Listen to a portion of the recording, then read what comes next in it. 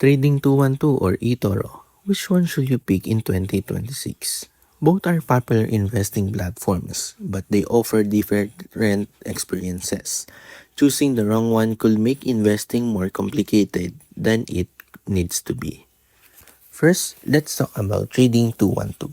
Trading 212 is known for commission-free investing. In its clean, easy-to-use interface, it gives users access to stocks, ETFs, and investment portfolios, making it a strong choice for long-term investors who want a simple platform.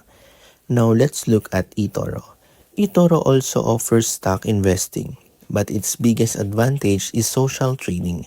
With features like Copy Trader, you can follow experienced investors and automatically copy their trades. This makes eToro especially appealing to beginners who want guidance while learning. The biggest difference is how you invest. Trading 212 focuses on self-directed investing and keeping costs low. eToro focuses on social investing and learning from other traders. So which one should you pick?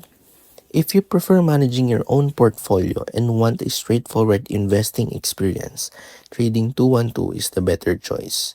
If you want social trading features and the ability to copy experienced investors, eToro is the stronger option. For most long-term investors, Trading 212 offers excellent simplicity, while eToro stands out for its community and copy trading tools. Trading 212 versus eToro. Now you know which platform is the better fit for your investing style in 2026. Don't forget to like and subscribe for more investing app comparisons just like this.